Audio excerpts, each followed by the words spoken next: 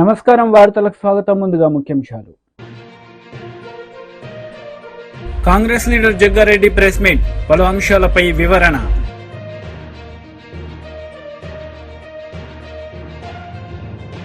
YCP leader press meet, పలు అంశాలపై వివరణ.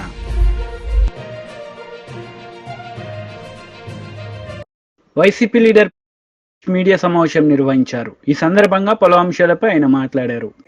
ఉన్న అనారోగ్యం పాలైన మన ప్రజలు దిక్కుదోచని పరిస్థితులలో నీళ్ళన్నీ చుట్టుముట్టి ప్రాణాలని అరచేతిలో పెట్టుకొని ఉన్న మనవాళ్ళందరూ ఈ రోజున అంత దయనీయమైన పరిస్థితుల్లో ఉంటే చంద్రబాబు నాయుడు గారి యొక్క రాజకీయ క్రీడ, ఆయన యొక్క అనుభవం మొత్తాన్ని రంగరించి ప్రజలను ఏ విధంగా మభ్యపెట్టొచ్చో ఈరోజు వారిని చూసి మనం నేర్చుకోవాలి. ఓ పక్క రాష్ట్రానికి సంబంధించిన ప్రచారం పీక్స్లో ఉంటే కేంద్రం నుంచి శివరాజ్ సింగ్ చౌహాన్ గారు వచ్చి చంద్రబాబు నాయుడు గారు బ్రహ్మాండంగా పనిచేస్తున్నారు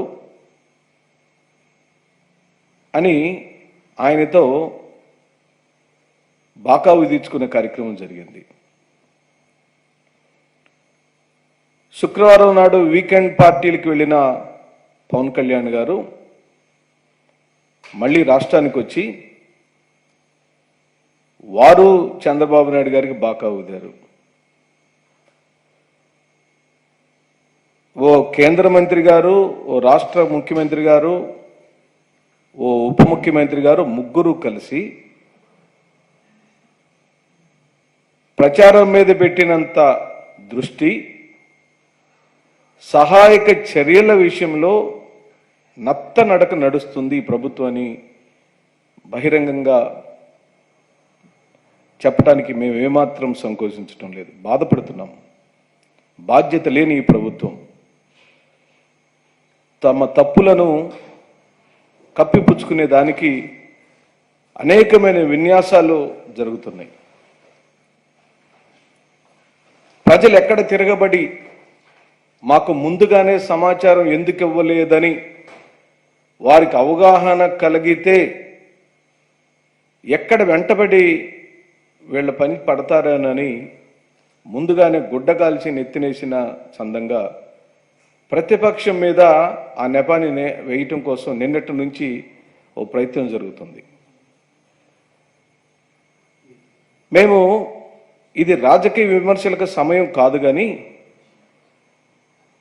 మీ తప్పు ఇక్కడ ఉందా, వాతావరణం ఉధృతంగా జరిగిన తప్ప, లేదా ప్రభుత్వం యొక్క నిర్లక్ష్యమా, లేకపోతే పరిపాలన సారథ్యాన్ని వహిస్తున్న నాయకుడి యొక్క తప్పులు జరిగినాయి అనేది మనం ఇప్పుడు చూద్దాం. 28వ తారీఖు నాడు భారత విపత్తుల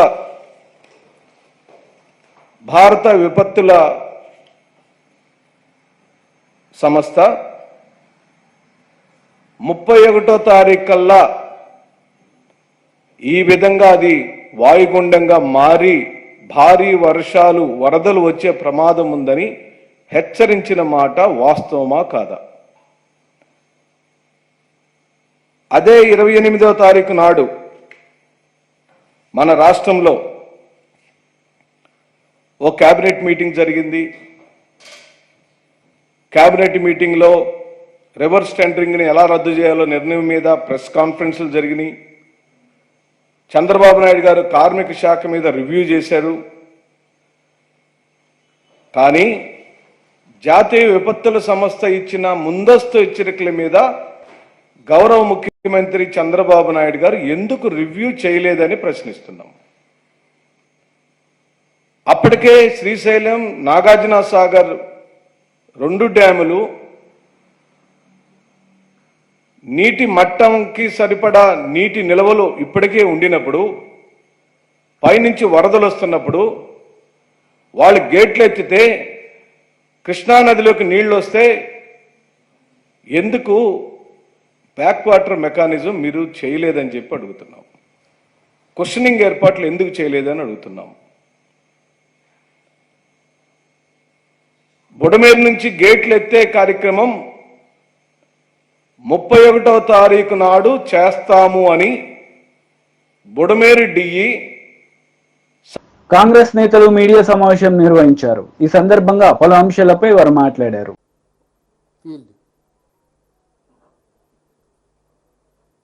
You know her journey, completely her journey, you know that. The moment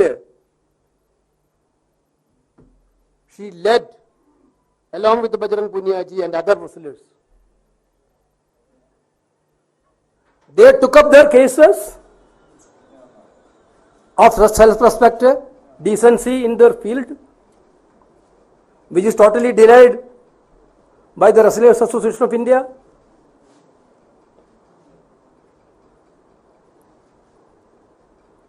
Entire country stood with him, her, and these people. We, Indian National Congress, I proudly say that Rahul Gandhi ji, Priyanka Gandhi ji, Mallikarjuna Kharge ji, all senior leaders and all leaders of India Alliance also stood with her, stood with them for their genuine causes, for fighting against the injustice which happened to them. Not only they stood for their field, they fought for the Kisan of this country. You can witness that. When Kisan agitation happened, they are there with the Kisans. They fought for Agniveer. When they are in great difficulties, this is the social commitment of these great players, great wrestlers. That is why Indian National Congress is very proud to accept them in this party. Leaders will come through movements. These two people came through a biggest movement in this country. Now somebody is criticizing, I saw that these are all the conspiracy, Congress conspiracy. So many athletes are in different parties. So many Olympians are also in different parties. If that also a part of conspiracy. Now we are very proud that I am again telling these big stalwarts of Indian sports history led a movement. They know that which party has to trust through their experience. They completely know about that.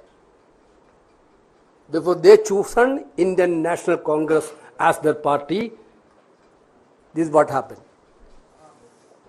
Bajrang Punia ji, I don't want to introduce much because everybody know Bajrang Punia ji, an Indian freestyle wrestler who complete in the 65 kg weight category at the 2020 Tokyo Olympics. Punia won bronze medal there. Prominently advocated farmers' course everywhere. Now he requested, what was the request from himself? I am very much happy to say that. Our Congress President and Rahul Gandhi were also very much happy by hearing a request. He told, I need to have a platform in the party to work for the farmers of this country.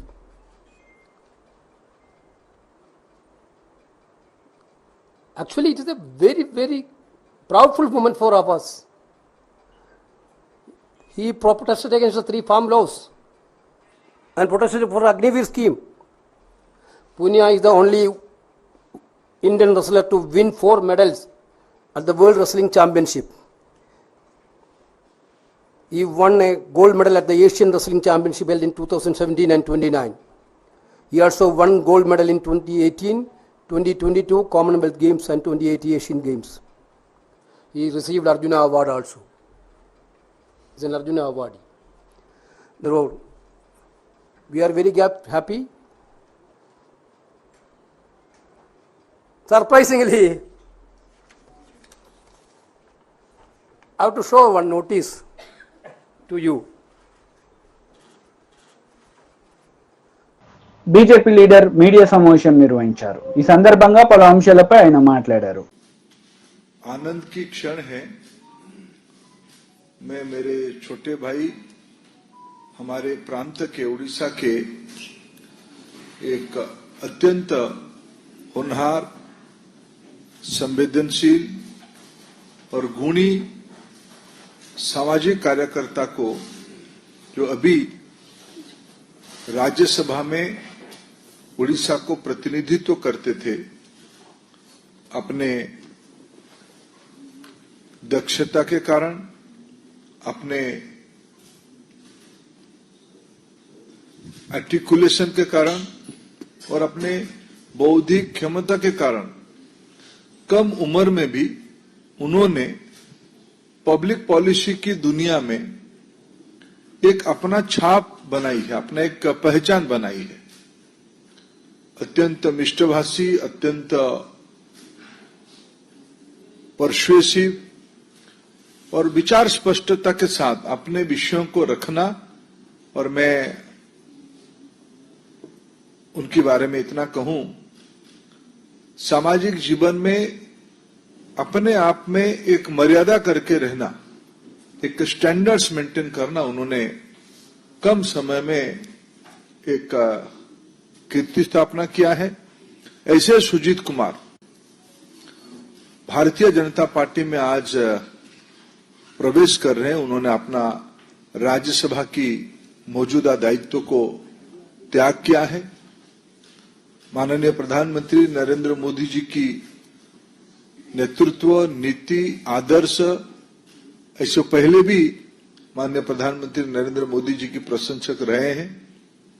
एक प्रतिद्वंदी राजनीतिक party के सदस्य होने के बावजूद जब राज्यसभा में नहीं थे तब भी हम लोग जब कभी मिलते थे, उड़ीसा की विकास के बारे में पिछले 10 साल में जिस प्रकार के मोदी जी के प्रयास हुए हैं उसकी वो प्रशंसक रहे हैं, उसकी वो शुभेच्छु रहे हैं। उनके मन में सदैव हमारे राज्य उड़ीसा कैसे विकसित हो, विशेष करके जिस जिले से वो आते हैं उस जिले की एक मौलिक स्ट्रक्चरल रिफॉर्म हो, कृषि हो, वहां के पिछड़े समाज के लोग हों, जनजाति हो, अनुसूचित जाति हो, ऐसे लोगों की, गरीबों के कल्याण के लिए उनके मन में सदैव एक तत्परता और व्यग्रता रहती थी।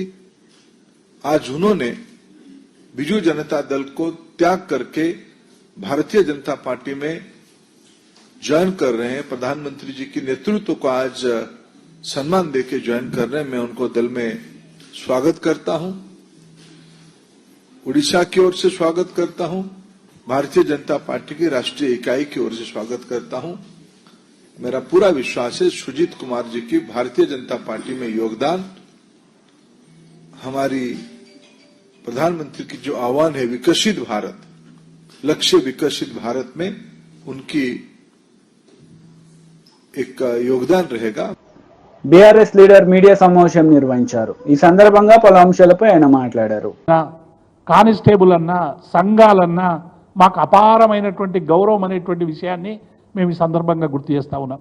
మేము అనే వ్యాఖ్యలు వ్యవస్థకు సంబంధించినటువంటి వ్యాఖ్యలు.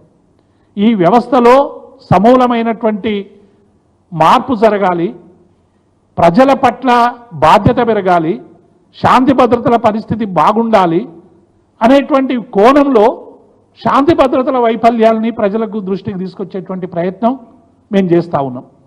అందులో భాగంగానే హరీష్ రావు గారు చెప్తే దాన్ని అర్థం చేసుకొని హరీష్ రావు గారి మీద పోలీస్ అధికారుల సంఘం చేసినటువంటి వ్యాఖ్యల్ని మేము వారు తప్పుడుగా అర్థం చేసుకున్నారని ఆ మిత్రులకు మేము సూచన చేస్తూ ఉన్నాం. హరీష్ రావు గారు కొత్తగా హరీష్ రావు గారి గురించి చెప్పేది ఏమీ లేదు. ఉద్యోగుల సమస్యలు, ఉపాధ్యాయుల సమస్యలు, హోంగార్డుల సమస్యలు, పోలీసుల సమస్యలు, ఈ రాష్ట్రంలో ఉన్న లక్షలాది మంది ఉద్యోగుల, ఉపాధ్యాయుల, కార్మికుల సమస్యలు ఎప్పటికప్పుడు నినదించి ఆ సమస్యల పరిష్కారం కోసం పనిచేసేటువంటి గొప్ప నాయకుడు హరీష్ రావు గారు. కేవలం పత్రికా ప్రకటనలే కాదు, వారు అసెంబ్లీలో కూడా ఉద్యోగుల ఉపాధ్యాయ సంఘాలకు సంబంధించినటువంటి అనేక డిమాండ్లను అసెంబ్లీలో చాలా స్పష్టంగా ప్రస్తావించి ప్రభుత్వాన్ని అనేక విషయాల మీద వారు నిలదీసినటువంటి సందర్భాన్ని చూస్తూ ఉన్నాం. పోలీస్ అధికారులు కొందరు ప్రేక్షక పాత్ర వహిస్తూ ఉన్నారు. ఉదాహరణకి మొన్న ఖమ్మంలో వరద బాధితుల్ని హరీష్ రావు గారు పలకరించడానికి పోయినప్పుడు, ఒక మాజీ మంత్రులు వస్తున్నప్పుడు, బీఆర్ఎస్ పార్టీకి సంబంధించిన నాయకులు వస్తున్నప్పుడు ఎట్లా ఉండాలి, శాంతి భద్రతలకు సంబంధించినటువంటి సమస్య అనేటువంటి విషయంలో అవగాహన రాహిత్యంతో సరైనటువంటి బందోబస్తు లేకుండా కేవలం ఒక ఒక కానిస్టేబుల్, ఒక హోంగార్డును మాత్రమే ఎస్కాట్గా పెట్టి సిఐలు ఎస్ఐలు ప్రేక్షక పాత్ర వహిస్తుంటే మా హరీష్ రావు గారి మీద మిగతా ప్రజాప్రతినిధుల కార్ల మీద దాడి జరిగింది. అందులో మా యువ నాయకునికి ఒక ఆయనకి కాళ్ళు కూడా విరిగినటువంటి సందర్భం మీకు తెలుసు. ఇటువంటి సందర్భంలో ప్రేక్షక పాత్ర వహిస్తున్నటువంటి పోలీసులు మేము ఎట్లా అర్థం చేసుకోవాలి అనేటువంటి విషయం మీద చాలా స్పష్టంగా హరీష్ రావు గారు కాంగ్రెస్ నేతలు మీడియా సమావేశం నిర్వహించారు. ఈ సందర్భంగా పలు అంశాలపై వారు మాట్లాడారు. రేవంత్ రెడ్డి గారు, క్యాబినెట్ మంత్రులు, ఆ గవర్నమెంట్ ఒక భాగం అయితే ఇక్కడ ఇప్పుడు మహేష్ కుమార్ గౌడ్ పిసిసి ప్రెసిడెంట్గా ఇదొక టీం. అటు ముఖ్యమంత్రి, సీనియర్ మన నాయకులందరూ గవర్నమెంట్ను ప్రజా పరిపాలన అందిస్తూ ఒక భాగము నడుస్తుంటుంది. ఇటు పార్టీ పరంగా మహేష్ కుమార్ గౌడ్ పిసిసి ప్రెసిడెంట్గా ఇక్కడ సీఎం రేవంత్ రెడ్డి గారిని, అట్లాగే క్యాబినెట్ మినిస్టర్లని, ఇక్కడ పార్టీలో ఉన్నటువంటి సీనియర్ లీడర్లని, ఇక్కడ ఉన్న కార్యకర్తలను గ్రామ స్థాయి, మండల స్థాయి, నియోజకవర్గ స్థాయి నుంచి ఉన్న కార్యకర్తలని కోఆర్డినేషన్, గాంధీ భవన్ ఒక కోఆర్డినేషన్ చేసుకునే ఒక ప్రక్రియలో ఇదొక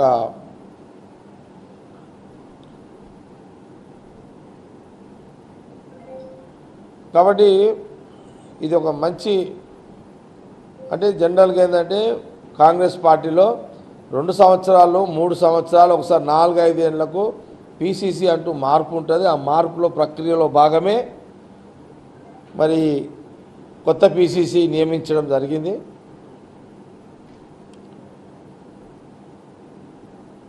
నేను కొన్ని సందర్భాల్లో వార్తలు కూడా వినడం జరిగింది. ముఖ్యమంత్రి గారు కూడా 3 ఏళ్ళు అయిపోయింది, కొత్త పిసిసికి పెట్టండి అని వారు కూడా చెప్పిన సందర్భంలో నేను మీడియాలోనే చూడడం కూడా జరిగింది. ఇవన్నీ కూడా జోడీకరించి, అందరి ఆలోచనలు జోడీకరించి మరి కొత్త పిసిసి మహేష్ కుమార్ గౌడ్ని నిన్న కేసీ వేణుగోపాల్ గారు ప్రకటించడం జరిగింది. మన అందరు కూడా తెలిసిన విషయమే.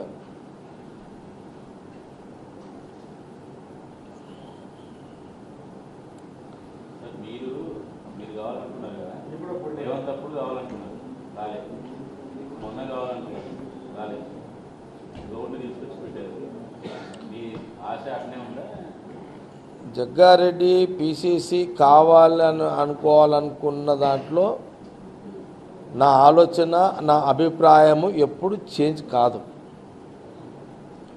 ఈ కాంగ్రెస్ పార్టీలో ఎవరికి ఎలాంటి ఆశ ఎలాంటి ఆలోచన ఉన్నా స్వేచ్ఛగా చెప్పుకునే అవకాశము ఈ దేశ రాజకీయాల్లో ఏ పార్టీలో లేని ఒక అవకాశం కాంగ్రెస్ పార్టీలో ఉంటుంది.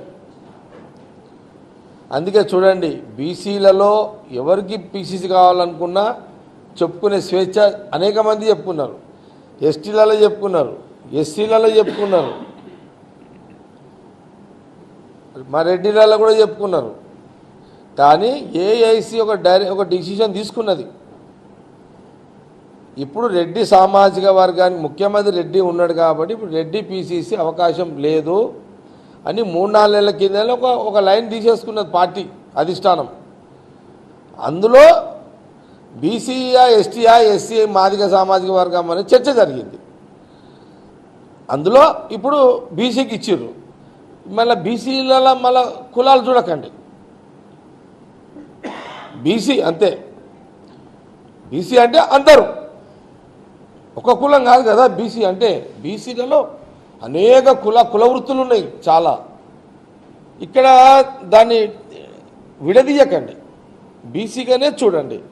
బీసీలో మళ్ళీ ఈ కులమా ఆ కులమా అనేది మళ్ళీ అది సపరేటు. బీసీగా అధిష్టానం తీసుకున్న నిర్ణయంలో మహేష్ గౌడ్కి వచ్చింది. నేనేమంటున్నానంటే మళ్ళా రెడ్డి సామాజిక వర్గం ఇవ్వాలి అని అధిష్టానము ఎప్పుడైనా చర్చ జరిగినప్పుడు మళ్ళా జగ్గారెడ్డి ఆ చర్చల్లో కూడా ఉంటాడు. మళ్ళీ అప్పుడు ఖచ్చితంగా ఆ చర్చల్లో ఉంటాడు, ఆ ప్రయత్నంలో ఉంటాడు, ఆ ఆలోచనలో ఉంటాడు. వార్తలు ముగించే ముందు ముఖ్యాంశాలు మరోసారి. Congress leader Jaggareddy press meet, పలు అంశాలపై వివరణ.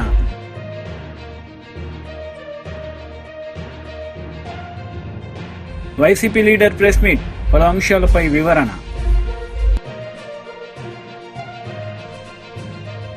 ఈ వార్తలు ఇంతటితో సమాప్తం. తిరిగి ప్రసారమయ్యే వార్తల్లో మళ్ళీ కలుద్దాం. అంతవరకు సెలవు. నమస్తే.